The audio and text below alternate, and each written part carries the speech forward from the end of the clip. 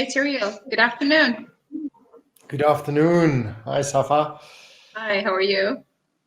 Going well. Looking forward for this webinar. Yeah, likewise. Our participants are there. Ladies and gentlemen, good afternoon, and thank you for joining Origin Weekly webinar.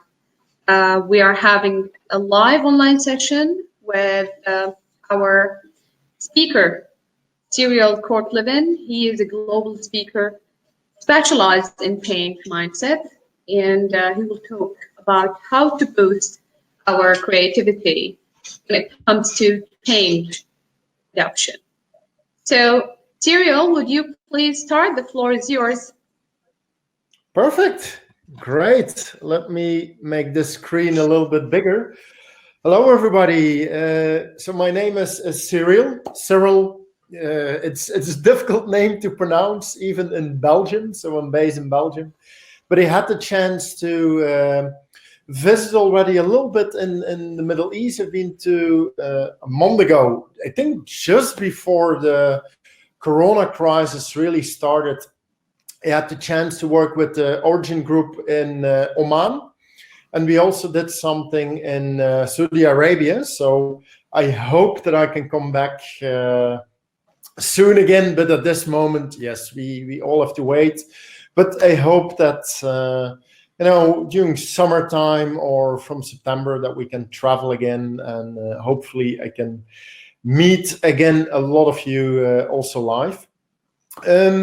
Together with Origin, we decided, would it be a good idea to have a kind of a webinar, a teaser on the topic of the change mindset? Because I think it's more important than now that we have a change mindset at this moment. So this presentation will be a first start. I will give you an overview of what's possible.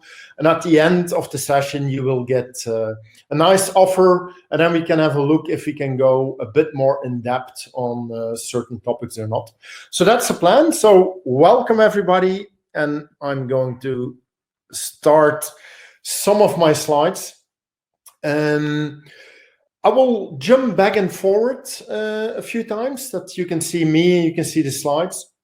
But I call it the change mindset. So I'm not going to talk about the way how you should structure your organization, but mainly focused on our mind, our mindset, our attitude. How do we cope with change? How do we look at change? And I think certainly in these periods, where we're living right now, we need this kind of attitude, an open attitude. Maybe a little bit background about me. I call myself a simplifier. I don't call myself the big thought leader. The thought leaders, they come up with brilliant visions and they look in the future, what's happening. What's my strength is more bringing things down to earth, giving some simple, pragmatic, easy tools that you can use. So already in this webinar, I will give you some practical tools and tips that you can use. And like I said, we can go more in depth in later sessions. I already had the chance to speak in 33 different countries, and Oman and Saudi Arabia were one of the last ones that were added to the list. So I hope that some more countries will come. Also hope to visit Bahrain in the future. And what I like to do is to create an experience that it's more than just a talk that you get, but that you also get, that you can feel it, that you know how certain things work or not. So a few things that we will be doing today is also a little bit an experiment, to see if it works or not. And with an experiment, sometimes it works and we call it a success, sometimes it doesn't work, but that's part of an experiment. And I would like to start with a little poll. So I'm going to ask you a question. I'm going to start the poll now. And I think if you go to poll, you can see it, because the question is, do you think if you are a creative person or not? So if you look in the tool, normally at the right-hand side, you can choose the option poll. If you go in there, you see that some people are already answering. Oh, wait a minute. So do you think if you are a creative person or not? If you can't find it, it's fine. You know, just do it in your head. But I'm just going to check if this works. I'm going to end the poll. And what we see is that most people said they were very creative. Yep. Then, so that's a good thing, you know. Question number one, do you think if you are creative or not? I've already put on a different question. I want to check out 3 questions in the beginning. And what you see for question 1, are you a creative person or not, is of course a very personal challenge. Or a personal view of life. But I think in the Middle East, people see themselves as creative, and I think that's true. If you go more to Asia, more people don't think that they are, they don't compare themselves to be very creative. But the second question, I see people are already answering, very good. Do you think that being creative and open for change is important in a crisis or not? And I'm very happy to see the positive things. I have nobody who said not important, nobody who said a bit important. We have 54% said really important, and some people, 45%, even say it's the most important thing in a crisis. So, wow. I'm also going to stop this one. And I think it's true. In times of a crisis like this, we need to think in different ways. I'm not sure if it is the most important thing. I would say watch your health. That's of course the most important element. But then the second thing is, of course, your core activities in your business. But you have to stay open, because we have to be creative to make sure that our business can survive and will survive. And they have a last question, and I'm going to open that too. The last question is, do you have a feeling that companies and governments in general, so maybe it's not your own company, or if you're working for a government, are they doing enough to boost your creative skills? So if you look at your company, are they doing a lot to make sure that you can be creative, that you can be open for change? Okay, and this is quite interesting because the results are a little bit different. We have still some people are still answering the poll. We have around 10%. 15%, it changed so much. Say people they don't do enough.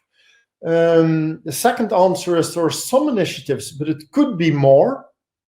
And then, yes, I feel supported by my company is almost 28%.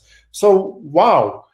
And I think this is a little bit different, because if I ask these questions for different audiences, what I get most of the time, 80% of the people say most of the time they don't do enough. You know, they say that we have to be creative, but they don't really support us. So this is also quite interesting to see that, you know, in your companies and your governments are taking initiatives, which is really good to stay more open. Okay, brilliant. Thank you already for answering these. And I go back also to my slides, and I start with a little story. And the story has something to do, you know, with a banana. Now, normally I would play it out a little bit bigger, but I don't have a lot of room in my room right now, so I share the story with you.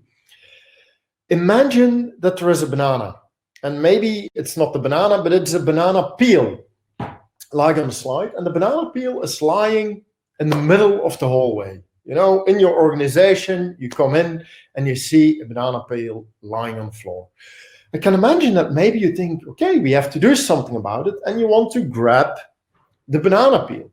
But at that moment, your boss is coming, and your boss is saying, hey, what are you doing? And you say, yeah, I'm picking up the banana peel. And then your boss is asking, yeah, but is this in your job description? Do you have the right skills to perform this task? And by the way, the banana peel is not lying in our department. So just leave it there, because just do as if you haven't seen anything, and then we don't have to do anything. Now, you don't do anything, you go on, but then a few days later, the banana peel is still lying in the middle of the hallway because it's in nobody's job description, and nobody feels responsible to do something about it. So at one moment, the top management, they come and they say, okay, we have to do something about it. They hire some consultants, and then they come up with a solution.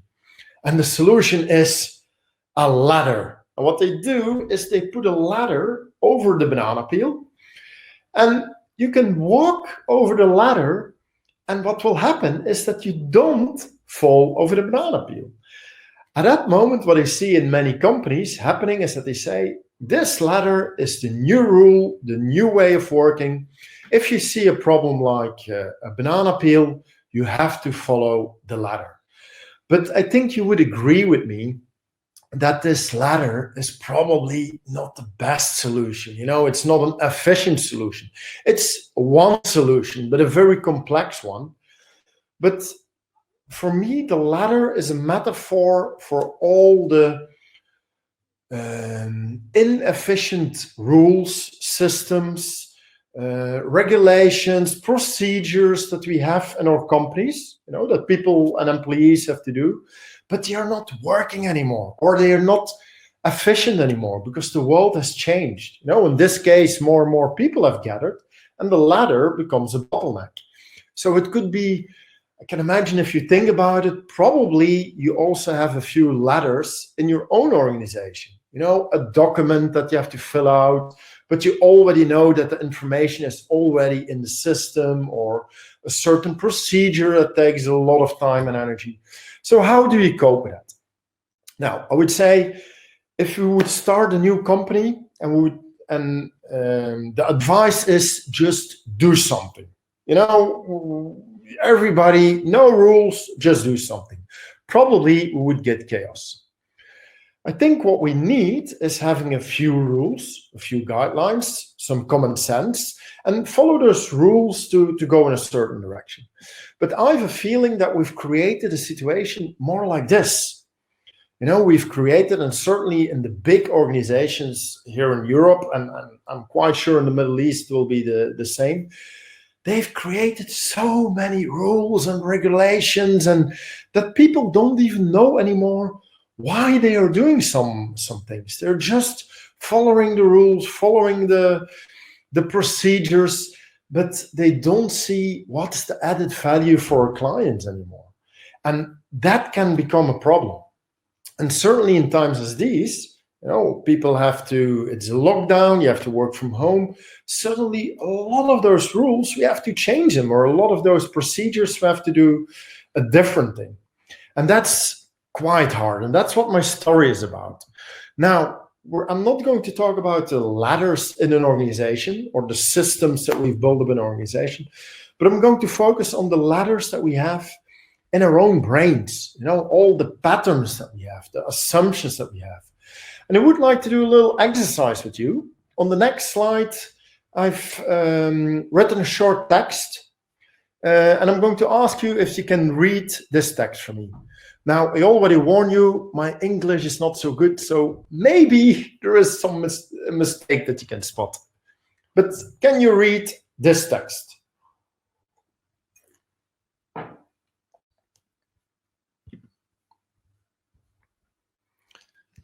And I can imagine that for most of you, even if English isn't your first language, that you can read this text quite easily.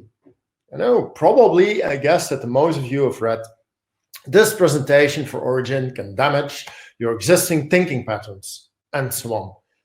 yeah, but wait a minute, that's not what's on this slide.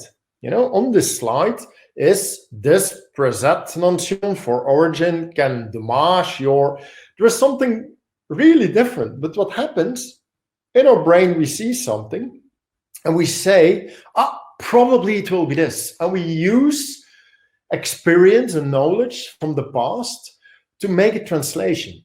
Now, this is just a text on a slide. Can you imagine your daily work? It's a lot more complex than reading a text like this. So can you imagine in your work, when you get an email from a client or a colleague, within a fraction of a second, you already have made assumptions about what your answer will be. And this happens really fast. So we have to be aware of that. Now, is that a bad thing? No, it's not a bad thing. And 95% of the time, trust your logical thinking. Trust the ways that you do. Trust the ladders, follow the rules, follow the procedures.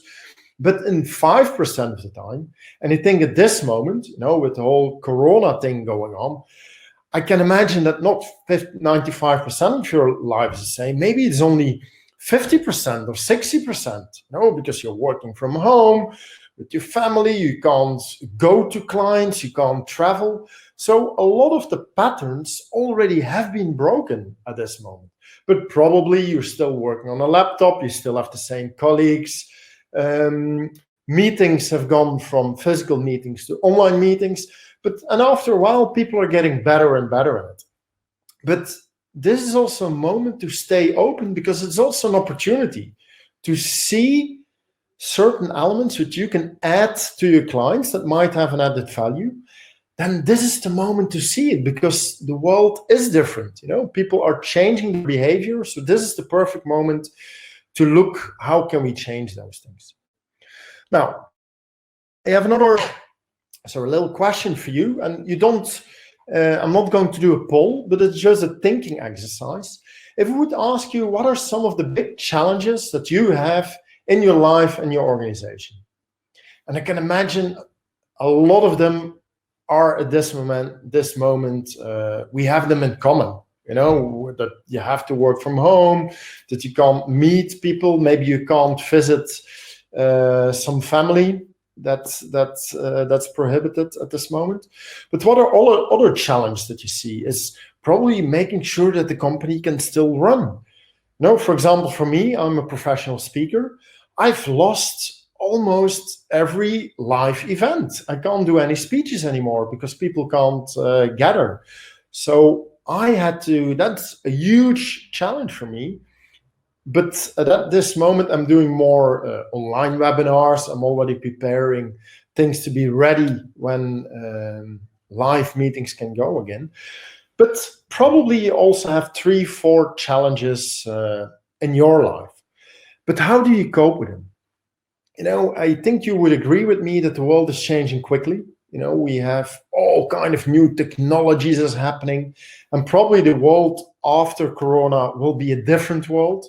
Probably a lot more online things will happen, and probably some more elements from our behavior that we have now, we have to continue. At the same time, sometimes the logical way is not working anymore. You're trying to do something, but it doesn't work. Your clients aren't responding, or you don't get the results that you had in mind. At that moment, I think we need to think in a different way. And that's where what I call the change mindset comes into play. And this could almost be my mantra in life. Don't mind the change your mind. Why? Because we can't stop the change. The change will happen anyway. And this crisis is a perfect example of it. You are forced into a new situation, and you have to change your behavior because you can't go to the office, or you can't have meetings with a lot of people. And you can't do anything about it, if you like it or you dislike it. But what we can do is change our mind. How are we coping with it? How are we preparing for the change that's happening? And that will be the essence of my presentation. I'll just share for a moment This is one of the books that I've written last year. I call it a bookazine because it's a book with the layout of a magazine. So I've spent some time on this book, but it will also give you the summary of the book. I'll go back to my slides because the summary is very simple. I already told you I'm a simplifier, so I like to give people simple and practical tools. And the summary would be 3 words: yes and act. And I absolutely believe if you apply these 3 words in your daily life, change will become a lot easier. And of course, this is a short webinar that we do now, but we can go in depth, and you can really use these kind of tools also to take away some resistance from people. How can you make sure that they don't resist to change that a lot of people have? You know, if you want to move your employees in a certain direction, that people say, yes, but I don't want to do this. How do you cope with that? And I start with the yes. I'm going to give you some insights and some tools how you can work with it. The yes stands for suspend your judgment. I'm not saying no judgment. I'm saying suspend your judgment, because sometimes the judgment comes too quickly. Maybe you recognize this, you know, in some of your meetings. Sometimes it looks like this. Somebody comes up with an idea. What do your colleagues try to do? They try to kill the idea as fast as possible. Now, I hope that they don't use real tools like here, but probably they use words. They use sentences. And some of those sentences could be something like, yes, but, and then something comes. We don't have money. We don't have time. We've already tried it. It won't work in our region. And all these kind of expressions are what I call idea killers. All kind of expressions that make sure that an idea is killed. And I'm going to show you, I created some coasters. And if you look at the video, you can see it has a red side and a green side. On the red side, you can see all kind of expressions like, yes, but, no money, no time, all those kind of elements. Green side are the idea boosters. So what can we do to make sure to stay open for it? And there is a great exercise what you could do, and I invite you, don't do it now, but do it at a moment when you are with a colleague or when you are with a one-on-one. And the exercise works as follows. What you do is 2 people you ask to organize a kind of a party. You want to have a party, and one person has to come up with an idea, and the other person has to answer with yes, but, an excuse. So for example, hey, Cyriel, let's do a party in my living room. And then the other person would say, yes, but, you know, your living room is very small. You can't have a party. And then that person would come up with a new idea. So that person would say, hey, but maybe we can go out on the street and have a party there. And then the other person answered with, yes, but it's still Corona. We can't meet outside. So maybe what we can do is have a meeting, maybe a Zoom party. Yes, but, and this is how it works. What you will notice is you do this for 1 minute, but after 1 minute, you will notice that the energy will go down. You get in a bit of a negative atmosphere. But the strange thing is that people are quite used to this, you know, because in every meeting, this kind of behavior is coming back. Then the next minute, that's the second part of the exercise, you ask people to go into the yes and mode. You know, and this time, I'll also give a little example. It's not a party, but you want to go on a holiday. So maybe I'm saying, hey, let's go on a holiday to Bahrain. Yes, and then the second person has to answer with yes and add something. Yes, and after that, we go to Saudi Arabia and we go to Oman. Yes, and we make a trip for 3 months and we visit our friends from origin and meet some clients. Yes, and we come together with a big group. What happens, if you go in the second scenario, you will notice that energy will go up. Also, the noise of a group, the volume of a group will go up. And people are smiling a lot more. And just because we've done one thing, we went from a yes, but to a yes, and suddenly we've created a totally different energy. Now, I go one level deeper, how you can apply this in your own organization, and I call it the 3-minute rule. What's the 3-minute rule? In your next meeting, and you can also do it for an online meeting. You make sure that everybody has a red card and a green card or something like that. You have a meeting, you have 10 agenda points. I would say 9 of them logical thinking. Do what you normally do. Yeah? I'm not the yes and guy. I'm the common sense guy. Use yes and if it has an added value. If you want to do something new, if the logical way is not working. At that moment, you say, people, I want to do a little experiment. For 3 minutes, it's 3-minute rule, 3 minutes, no idea killers. Everybody can say whatever you want. You do this for 3 minutes. If there is somebody in the group who is using an ID killer, who's saying, yes, but Cyriel, we've already tried it before, you can take the card, and it's like in soccer, European soccer, red card. What does it mean? That person has killed one idea. The punishment is you have to come up with 2 new ideas. Yeah. So if somebody says, yeah, but we don't have budget, okay, maybe we can find some sponsorship. Maybe we can make the project very small, that it doesn't cost a lot of budget. So this is how it works. You do this for 3 minutes. After the 3 minutes, you look at all the ideas that you gathered, even the crazy ones. And then you choose the ones that are interesting. You don't have to do all of them. You just pick the ideas that have added value, that are realistic, that you can do. But you need to open up first before you can find the new ideas. So this is one very simple method that works for the yes, suspending your judgment. I'm going to the second skill. The second skill is the and the and stands for look at the world from a different perspective. What do you mean with that? What it means is that there is not one solution that's always the best solution. You can imagine, like in this cartoon, there is one logical path that you can take to the top. I would say follow that path because it's the most logical one.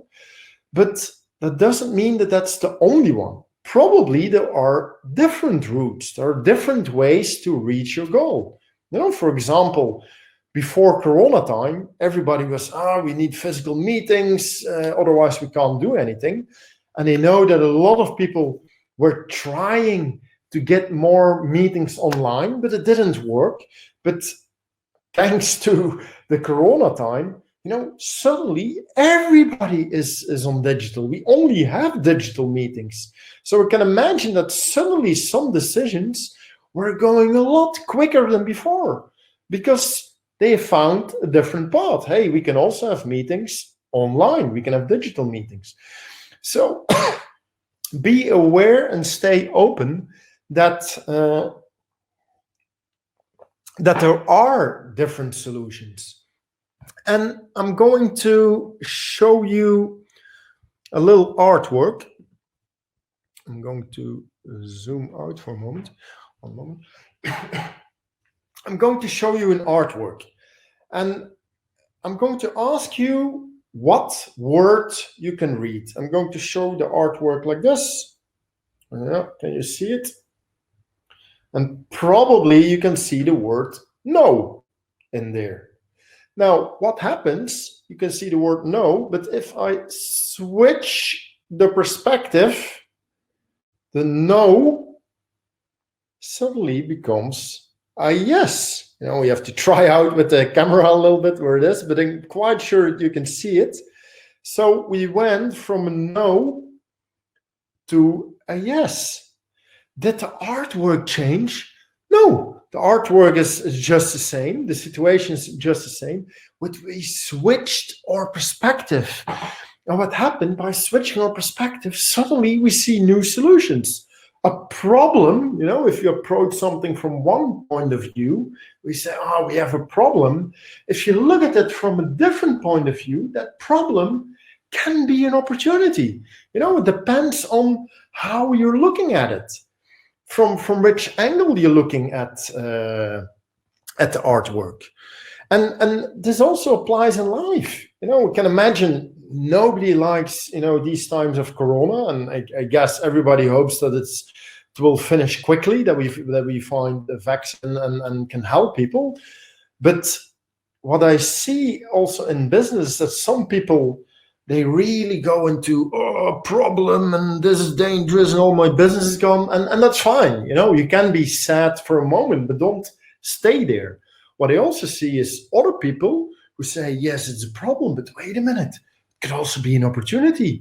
Maybe I can create an online course. Maybe we can do online webinars. Maybe I can help my clients in a different way. And the situation didn't change. Your perspective has changed. And I would like to do a little exercise. And this time, I think you also have found the chat already. So next to the polls and those kind of things, you can also find the chat possibility. I'm going to show you the next slide. And I'm going to ask you, you will see 5 symbols. I'm going to ask you which symbol doesn't belong there. And I'm going to ask you to type your answer in the chat. Yeah, it's also a little experiment. Let's see if it works. So this is a slide. You see 5 symbols, and I'm going to ask you, what's your first reaction? Which symbol doesn't belong in this row? And you can type it in the chat. I'm also going to my chat at this moment, and I will see or look at some of the answers that you give me. See already the letter F. Yeah. More Fs. Perfect. Yeah. Okay, still some people. Yeah. Until now, most people have answered F, which is great. Oh, somebody answers with U. Interesting. Yeah, very nice. F. Most people answer F. Great. This is a little experiment what we're trying, but it worked quite well. I think most people said the F. Now, what's interesting is the F is indeed the correct answer, but that's it's the only consonant, and the other ones are vowels.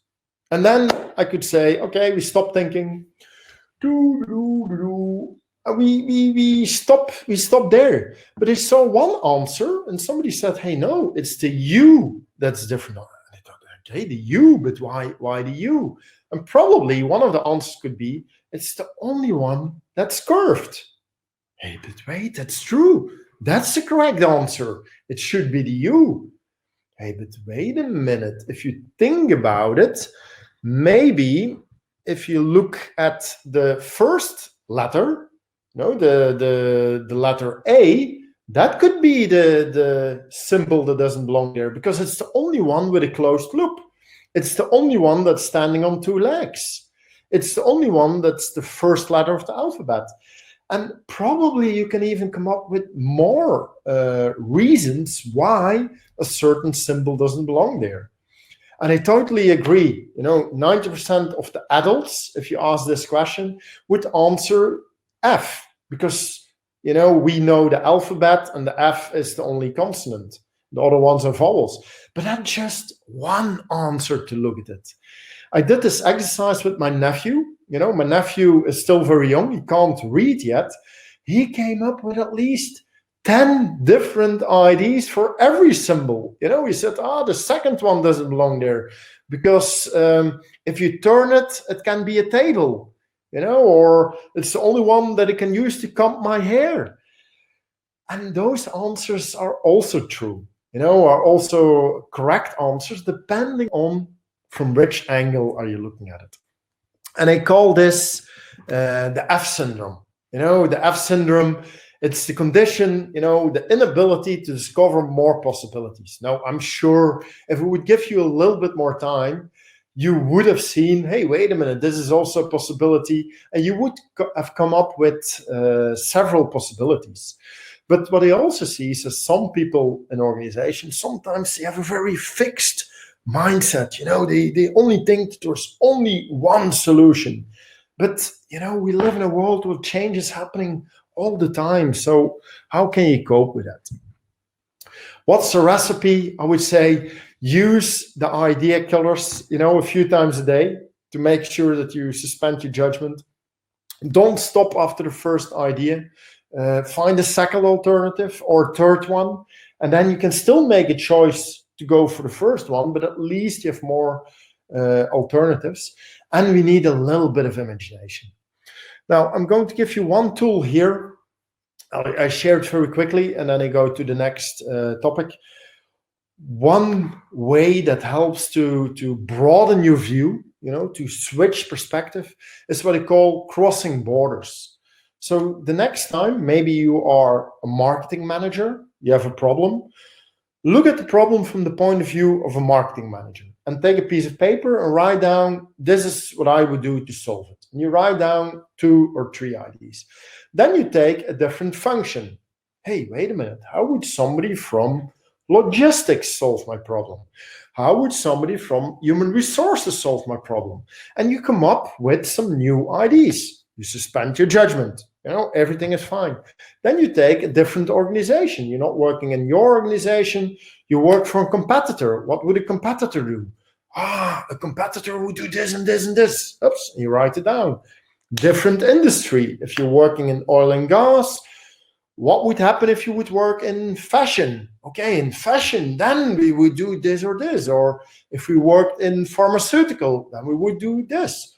Different culture, not living in your country, but you live in Belgium, you live in the US, you live in South Africa. How would somebody from that country solve the problem? And then the last one is completely random. Your neighbor, what would your neighbor do?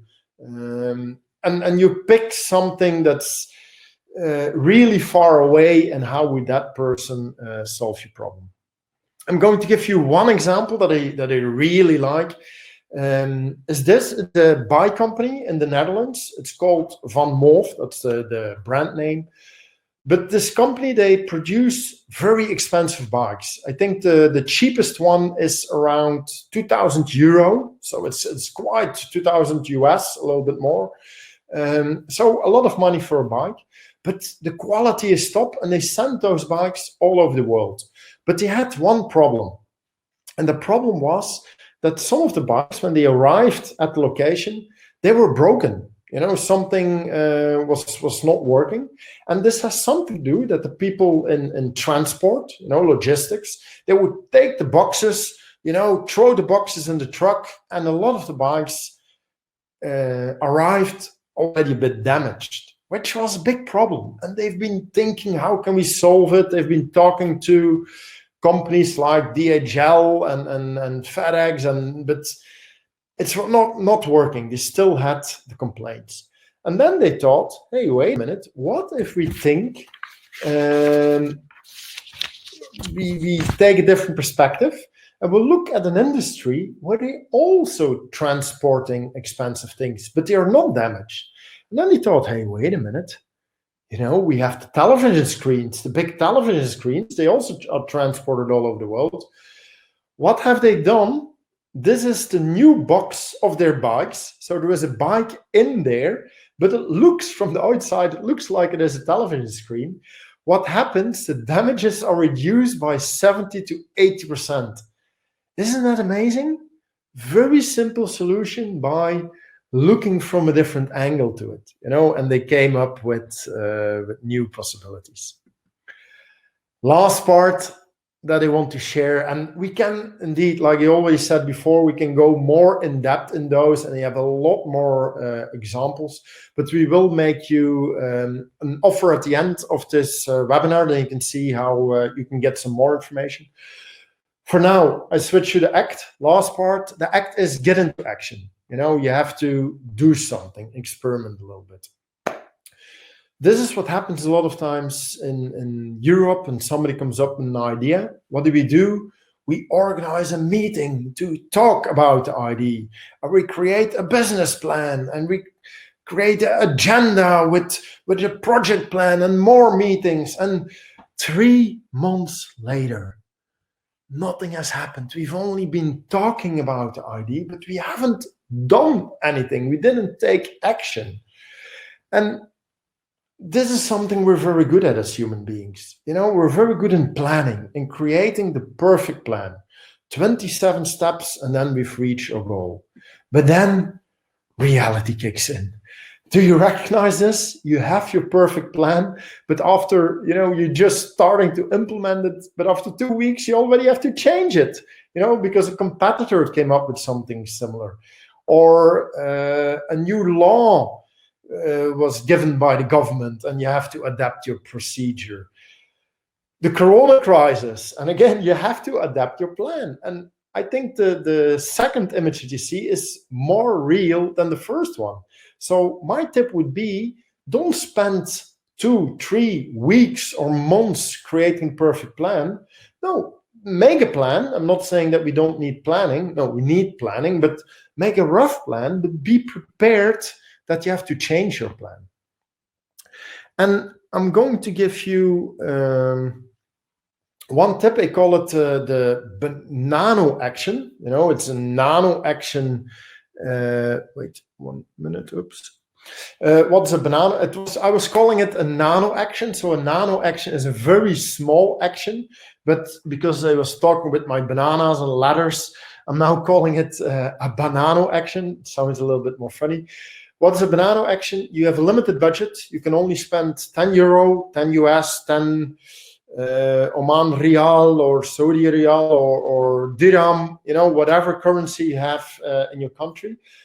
Small amount, and you have limited time. You can only spend 1 hour on it. Why those two? Those two are the 2 biggest idea killers.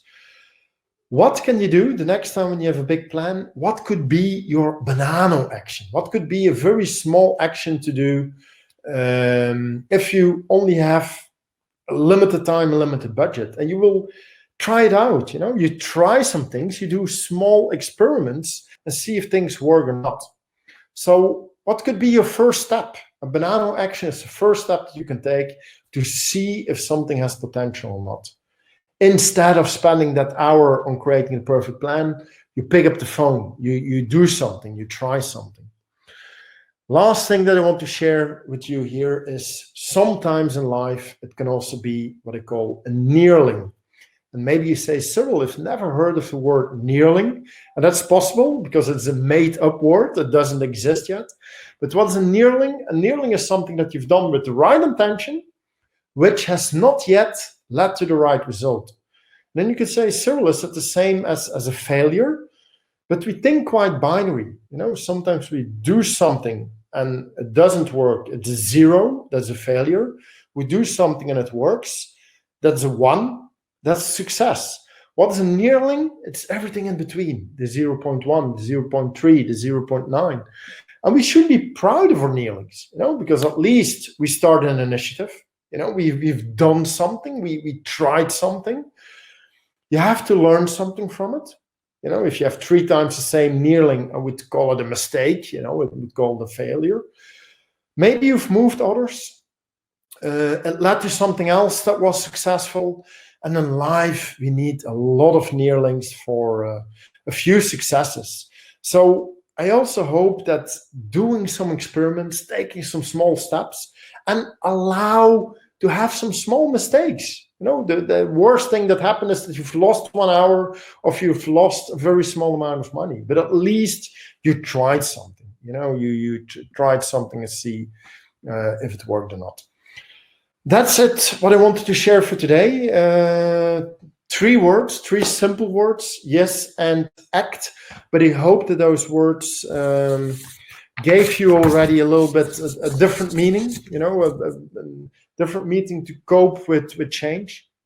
What I'm very happy to do is I've created a kind of a toolbox with the slides and stuff. We're very happy to share them with you. And if you say, yes, I even want more, you can go to this website, yes, give me more. Then I'll send you some extra inspiration and stuff to play with. Thank you very much for listening. I also tried to put it in Islamic. And we still have time or room for some questions. And I will stop the presentation at this moment. And we will also give you an offer, how we can work even more together. Safa, over to you. Thank you, Cyriel. Thank you. That was really amazing. It's all about our perception. Thank you for your presentation. And now we will start the dialogue, where I would like to invite Dr. Ahmed, Banna, the CEO of our group, to start the dialogue, and then you will be free to ask any question through the chat. Yeah, perfect.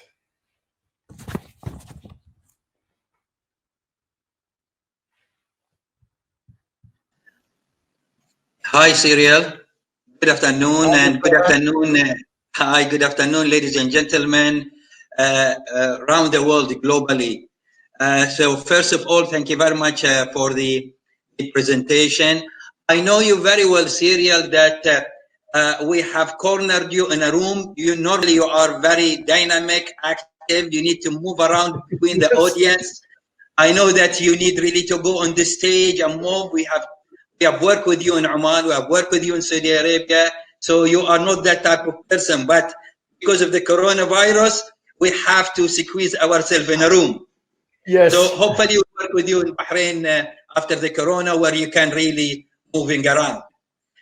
Fine. Yes. Just with regard to the main topic of today, how to stay agile and open to the, in the time of a crisis. So first, I need really to talking about agile. What are the characteristics of the agile organization? There are many organizations, because you did mention in the initial part when you did the polls, if governments, authorities, companies are encouraging creativity or not. When you said, are you creative or encouraging? So maybe we need agile, and we know that agile is not a methodology, it's not a technique, it's not a tool. Agile is a set of values and principles. So I need you to highlight a quick on this. Yeah, I think we need, for me, it's also a kind of a mindset. So we have indeed some tools around it, like maybe some people are already using what they call the sprint method, that you, instead of working for a long period on one project, you split up the project and make it very small, and every week you can adapt it. I think that's part of it. It's being agile is daring to do some experiments, to do some small things. If you see an opportunity, give it a try, experiment with it, and instead of spending too much time on the planning or what we normally do, try it out and see what's possible there. And then I think the three things that I mentioned, the yes and act, those will help to work a bit more agile, because we need it. For example, the whole corona crisis, it only happened, a month, 2 months ago. It's still quite new, but you already see so many companies who have made the switch. They are working in a different way, and some companies not. They're still sitting and they're waiting. Okay, when can we go back and everything will be normal? No, that I don't think that's working. You have to adapt. You have to work in a different way with your employees, with your clients, and that's the agile way of working for me. Very good, very good. This is again related to when also you said at the beginning, which I like very much, Don't mind it. Don't mind the change. Change your mind. And this is not only during a crisis, but even during the normal situation, because change is a consistent. Change is always in our life.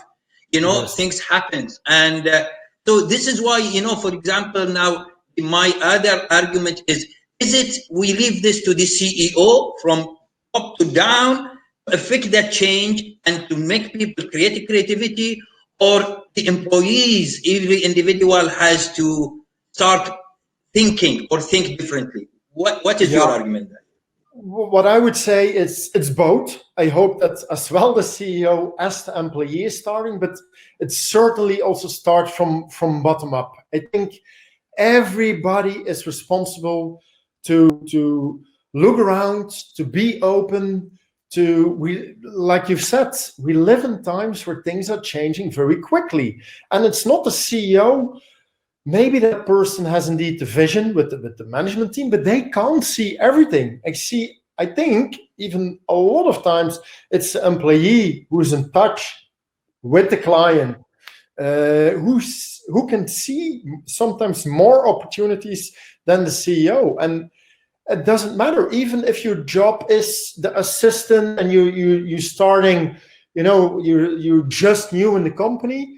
Even for you, maybe even more for you, because you're new in the company, probably you see different things than somebody who's already working 20 years in the company, because that person is already in a kind of a box. So I would say even the young people who are just new in companies, share your ideas, be open for it. And then I come to the second part. At that moment, we need the leaders, we need the CEO, we need the management team to be listening to them, and you don't have to accept everything, but at least listen to the ideas and learn something. What are they seeing that you don't see? So I would say it's responsibility from really everybody.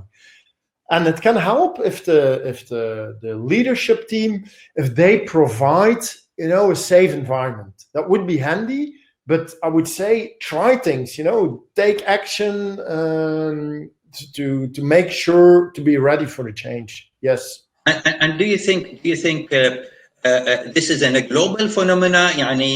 When we talk about, for example, with regard to the creativity and people, they don't want to move easily out of their comfortable zone, because everybody said, I'm happy with my work.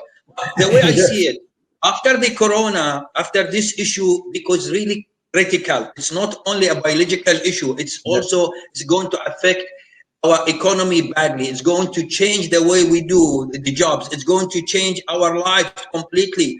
I'm daily following up with many statistics research where the whole things will change.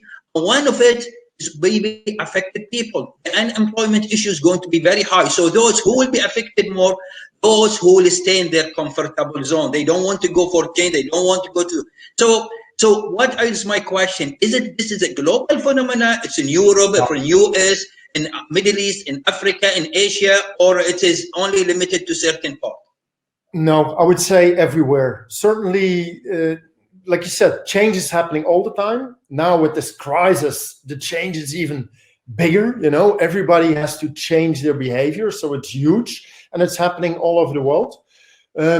I see some differences in cultures, how they react. So for example, one of the things I would say, Middle East, Europe, we're a bit in the middle. We're open. We're looking for opportunities.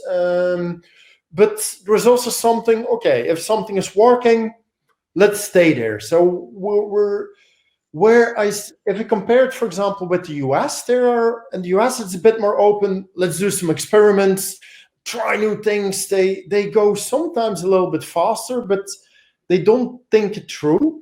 And if we go a bit further to the east, if we compare it with Asia, in Asia, for example, Japan, and they are, okay, let's stay safe, don't do crazy things. It goes, certainly the last part that I talked about, taking action. They see that in the US, they quite quickly. Also, Australia, New Zealand, I have a feeling that if somebody comes up with an idea, they say, okay, hands on, let's try it.